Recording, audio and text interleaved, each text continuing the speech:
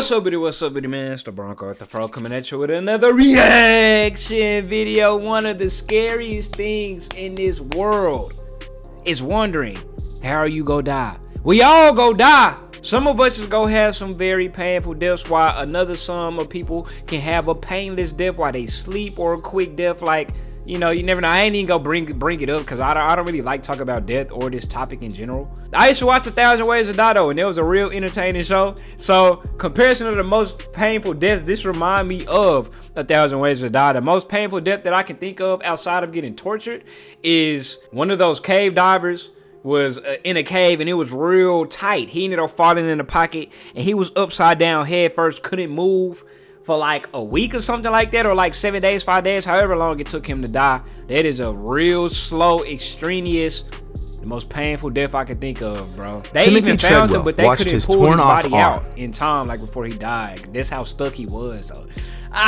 let's see what go down. Timothy Treadwell watched his torn-off arm while the enraged grizzly sank its teeth into him. Screams of his girlfriend, Amy Huguenard, echoed in his head. Both became victims of a merciless predator, devouring them alive. Wait. How did y'all both get ate? Did nobody try running? Huh. Whoa, I guess that's on some we die together type shit. Bro, if it's a big-ass bear like that, fuck it, I'm gone. If the bear's focusing his attention on my... Nah, I can't say that. I feel heartless. But it's a bear. Bro, if a bear is eating my damn significant other, I'm fucking running. I'm not finna sit there. Oh my God. I'm not finna fight it. I'm gone running to either go get help, or I'm running to get the hell up out of there. I'm not finna sit here and, oh my gosh, it's a bear. He's eating. No, bro. I'm getting the fuck out of there. How you... Slow death is the scariest thing imaginable, but on the pain scale, crafted from scientific studies, being eaten alive only rates 100 points. Only? Meanwhile, that's a lie. The most horrifying death is estimated at 140. Okay, so I'm surprised that gun is only 2. Well, I guess it depends on where you shot, but yeah, if you shot in the head, I'm pretty sure that means you have a pretty quick death. But if you like shot in the chest or like the stomach, or like when you got to sit there and bleed out, yeah, that's pretty painful. Stick around until the end to find out what hits that maximum mark. But I warn you, viewer discretion is advised. Viewer discretion advised. On October 11th, 2012, workers at a seafood processing plant in Santa Fe Springs sounded the alarm. Their colleague, 62-year-old Jose Molina, had vanished suddenly. It's so creepy to me when they actually have the picture of the people. Vanished. Like, this is a creepy-ass picture. Like, y'all see how his teeth is all like... Like, I guess if I never would have knew he died, it would have been a nice, heartwarming picture. But knowing that he died, like, Suddenly, fuck! After nearly 90 minutes of searching, the boiler operator suggested opening the last loaded oven. Inside, they cooked and sterilized tuna at high temperatures. Workers had to wait half an hour for the oven to cool down. All this time, their only thought was, I hope Jose isn't in there. Unfortunately, he was in there! How do you even get stuck in there? You were getting cooked, burnt alive. Indeed there. When the workers opened the door, they were horrified to find him inside. As it turned out, Molina was loading pallets of canned tuna into the oven when he noticed a malfunction. Without warning anyone, he stepped into the oven to adjust the chain inside. Meanwhile, another worker, not seeing Jose in place, assumed he had already left. So he closed and turned on the oven. It was loaded with nearly 5,500 kilograms of canned tuna. He didn't hear him. Hey, I'm in here. Like, what the hell? That had to be an inside job. There's no way. I would have been, boy. Which began to cook at a temperature of 132 degrees Celsius. Trapped, Jose likely suffered severe skin burns, and then the high temperature began to affect his muscles and organs. Eventually, the poor man was boiled alive. I know this. The dude who closed the door, I know that is still on his conscience to this day. He literally cooked the man alive, man. Looking at the pain scale, where, for example, 2 points are attributed to a gunshot to the head and 91 to a shark bite, while dying from being literally boiled alive hits a staggering 105 points. And unfortunately, such incidents in production happen quite often. In 2009, Vincent Smith II worked at an illegal chocolate factory, Cocoa Illegal Service. what? Vincent Smith II worked at an illegal chocolate factory, Cocoa Service in Illegal chocolate factory? What the hell makes a chocolate factory illegal? Camden, New Jersey. The 29-year-old worker was dumping giant chunks of chocolate over the edge of a vat nearly 2.5 meters deep. There, chocolate was melted and mixed. Suddenly, Vincent was struck by a mixer paddle and fell right into the hot molten mass, reaching a temperature of 120 degrees Celsius. His colleagues immediately rushed to shut down the machine. However, Vincent stayed in the chocolate for a full 10 minutes before rescuers could pull him out. Even though his body was mangled by the giant mixer, Vincent died from burns. The tragedy occurred because the platform he fell from was slippery from splattered chocolate and was directly above the vat. I thought, bro, like that little scraping little animation right there. Hey. Barriers to protect workers from falling into the boiling mixture. Nevertheless, you don't have to be at a dangerous facility to experience excruciating pain, which on the scale goes even beyond 105 points. On November 23rd, 2018, a 911 dispatcher heard the shaky voice of a 76-year-old woman. It was Loretta Picard from Polk County, Florida. I think my house is on fire. Oh, no. I can't do it. No. I cannot do live audio, bro. He better not play the audio of her screaming and wailing and all of that getting burnt. No. I don't need to hear that today. We don't need to hear that today. And I'm here alone, and I'm on a walker. Firefighters were immediately dispatched to her house. The dispatcher told the woman to leave the building and go outside, to which she replied, Couldn't, honey, if I wanted to. That nervous laugh at the end just breaks your heart. Loretta had recently undergone surgery and couldn't move quickly without assistance. Plus, she couldn't see anything through the smoke. Where's her Meanwhile, helpers? the fire truck slowly made its way down the rough country road where the woman lived. Loretta was freaking out, worried that nobody would save her, constantly asking if help was really on the way and if they were sure they were coming for her.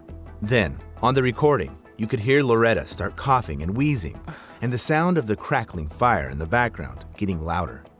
But I can't show you what the recording captured next, because then the flames engulfed the woman, who never got the help she desperately needed. She screamed wildly as she burned alive. Oh, no. The link to the full recording I'll leave in the description below. Hey, you freaky frogs who want to hear that nonsense, bro, go to his channel and click the link in the description, man. Oh, no. Loretta was dying while firefighters were just minutes away from her yard. The phone call cut out after 20 minutes, and rescuers arrived at the scene 14 minutes later. Yet nobody ever went inside to save her. The fire chief claimed that several firefighters attempted to enter the house, but no evidence supports his words, and the dispatcher was blamed for giving ineffective instructions. Due to the negligence of rescuers, Loretta died in agony. I hate that. Some dispatchers be fucking rude as hell. They be asking that dumbass question, ma'am, where's the address? Calm down. Tell me where the address where you located. Bitch, you got the fucking address. Y'all got the trackers on them damn computers? Y'all better send that woman help immediately. Because the pain from burning alive, it's a staggering 108 points. And that's a normal death. You wouldn't wish such a death on anyone. But you know what? I came across a story where a person knowingly subjected themselves to such suffering. What? On June 11, 1963, several American correspondents, including Malcolm Brown, gathered outside the Cambodian embassy in Saigon. The day before, journalists were informed that something important would happen there. Buddhists were deeply offended by the disrespect of their beliefs by the South Vietnamese government. So, around 350 monks and nuns gathered for another peaceful protest. Suddenly, not far from the presidential palace, a car stopped and 3 monks got out, including Quang Duc. Malcolm pointed his camera at the trio, not realizing what he would witness and then through the lens set themselves on fire. Protesters gathered around Quang, who sat on a pillow in the traditional Buddhist meditative lotus pose, while another monk started pouring gasoline over his head. Quang paid no attention and prayed, and when he finished, he struck a match. The flames instantly engulfed him, rising up in black smoke. It was a horrifying spectacle. Kwang Duk's body slowly withering and shriveling, while his head blackened and charred. And I don't think he screamed either. He was literally just sitting there. Bro, monks are like one of the most mentally strong. If you want to know about human limits and human capabilities, they fucking mind is wondrous. When it comes, this like some anime shit, bro. Dude literally sitting there on fire. Like I say, don't quote me on this. I don't think he yelled or screamed. He literally just sitting there. I've come to peace with my decision. And like eating that shit. I can't show you the photo either, but I'll leave a link below the video. The scene frogs. was very contrasting, as everyone present there loudly cried, watching the self-immolation, while the monk himself, enduring painful suffering, didn't even flinch. I told or make you. a sound. Whether it was meditation skills or inner spiritual strength that helped the monk endure the agony of his impending death, I know for sure an ordinary person wouldn't last like that, let alone endure the pain that hits 110 points. 110. In 2007, a 33-year-old woman from Hong Kong named Cecilia Chung climbed to the top of Nyiragongo volcano, located in the Democratic Republic of the Congo. It last erupted in 2002, flooding the highly populated city of Goma with lava, causing widespread destruction. Since then, the volcano had been relatively safe, so tourists from all over the world flocked to see its famous lava lake. It looks like cracked earth in the desert, with hellish streaks of fire rising from it. Cecilia climbed nearly 3,500 meters for this site. The woman was thrilled by the terrifying view of the lake and wanted to take a closer photo of it. To do this, she climbed over the edge of the crater, and suddenly, Cecilia slipped and fell down. That has to be one of the most goofiest deaths. This is one of those goofy deaths that will be on 1,000 Ways to Die. You climb the damn volcano, all your energy and effort. Ooh, I think I want a closer picture. Just to slip and fall your ass and get charred. However, flying about 200 meters, she hit a protrusion right above the lava lake. Cecilia felt piercing pain because the impact broke several bones. She was thrown into the heat, and it was almost impossible to breathe because she was too close to the lava. And that's so she didn't die instantly when she fell in the lava, got charred. She fell on like a little slab piece, and she up there getting cooked. Like it's like a slab piece, you know, in food, you hold it over like a shish kebab or whatever. You hold it over there. She's sitting on the slab getting grilled from the lava that's below. Temperature of which could reach 950 degrees Celsius. A helicopter, rescuers, and a volcanologist were sent to the scene. At first, Cecilia showed signs of life. However, the rescue operations were stopped due to poor visibility. As a result, without waiting for help, she fell into the volcanic lava lake. Eyewitnesses even hoped that the woman died instantly after the impact and fell into the lava without feeling any pain. The thing is that on the pain scale, it hits a whopping 110 points. Death in lava, although painful, is instantaneous. That's why many people consciously chose it to end their lives. In 1933, a schoolgirl named Kyoko Matsumoto climbed Mount Mihara, located on the Japanese island of Ito-Oshima, with a girl from her school. Kyoko was in love with her friend. However, in Japanese society at that time, same-sex relationships were condemned, and this oppressed Kyoko so much that she didn't want to live anymore. The schoolgirl threw herself into the volcano crater before her lover's eyes. The scariest thing in this story is that the girl became a role model for many Japanese people who wanted to end their lives.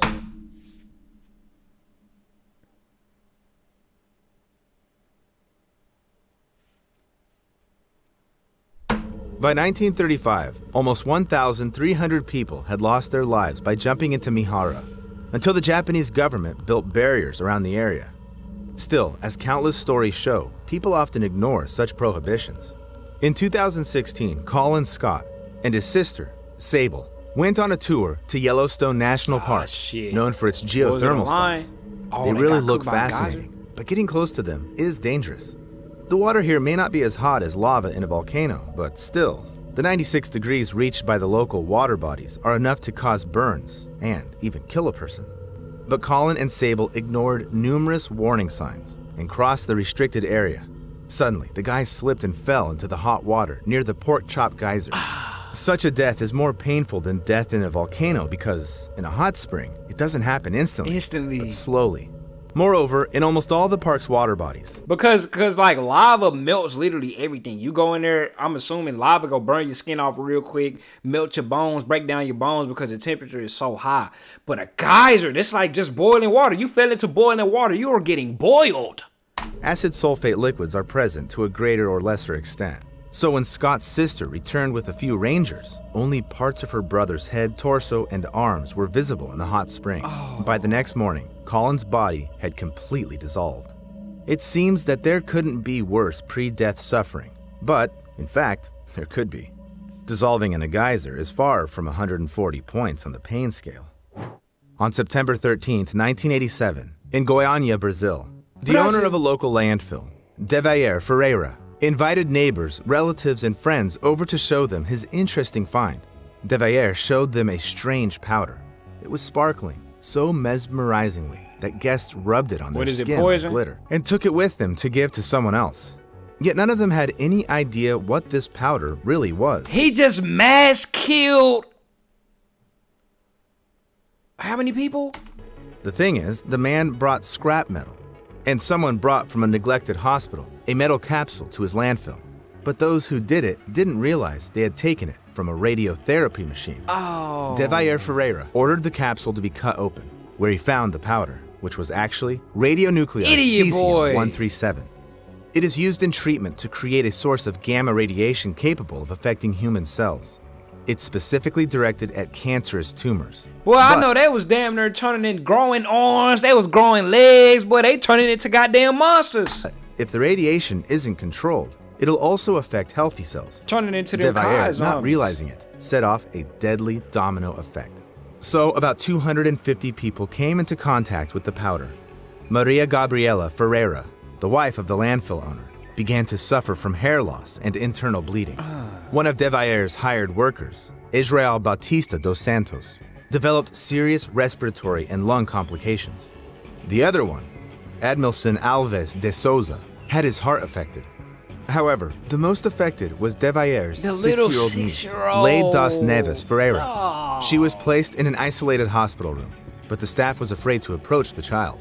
The girl gradually developed swelling in the upper part of her body, hair loss, kidney and lung damage, and, just like Gabriela, she suffered from internal bleeding. On the pain scale, these feelings hit a whopping 125 points. Just because of that idiot doctor told us to cut the capsule open. Ooh, we found us some nice, cool, suspicious blue powder. Let's use it as decoration on our bodies. All the people who came into contact with the blue powder got various diseases, and this quartet later died.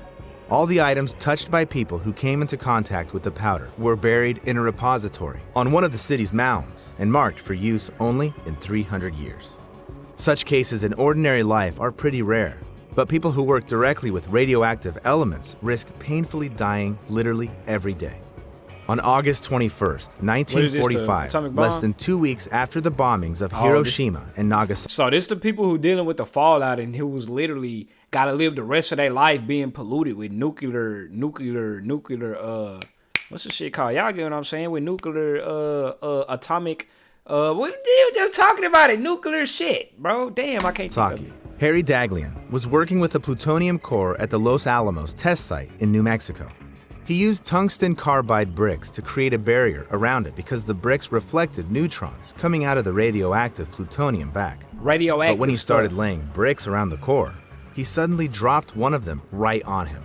At that moment, the brick caused an uncontrolled nuclear fission chain reaction. It covered the scientist with a deadly dose of radiation of 5.1 sieverts. After receiving a radiation burn, a person experiences countless excruciating sensations at once. The skin blisters and ulcers, after which the vessels in it burst, and the person dies. In addition, due to the high dose of radiation, you feel how each of your organs slowly fails until you die. And that's exactly what happened on the 25th day of Harry Daghlian's suffering. The slow death from radiation, and all the previous steps. So it took 25 days for him to die? Until you die. And that's exactly what happened on the 25th day of Harry Daghlian's suffering. The slow death from radiation and all the previous steps on the pain scale are united by the fact that these pains weren't inflicted intentionally on the victims. However, fortunately, you cannot accidentally expose yourself to suffering that is at the maximum mark of 140 it must points. be some sort of torture. Even if you find yourself in the mouth of a volcano or in the heart of a nuclear reactor. So, the most painful sensation in the world is skinning. This refers to a specific torture. Before it, the skin was softened using sunburns or hot water. Then, the torturer made incisions starting from the least sensitive parts of the body. Humans are so fucking evil, bro. Why would somebody even think of some stuff like this? Let's take his skin off. It's them medieval motherfuckers. Well, them cartel boys, they be doing it these days. But them medieval motherfuckers, bro, like, they got their name well deserved. And ending with the delicate skin of the face. The process was designed to keep the victims alive as long as possible, maximizing pain. Eventually, death could occur from blood loss, shock, or infections. But such a method of punishment has existed for quite some time, since the times of the ancient Assyrians, and up to medieval Europe. Nowadays, they don't do it anymore. At least, it's definitely prohibited by law. Write in the comments what caused you the most pain, and subscribe to my channel if you have nerves of steel and love scary stories. Go subscribe to the channel Echoes, man. What a great video he made. Comparison of the most painful deaths, bruh. Eerie as hell. We all gotta die someday. But how? I'm out.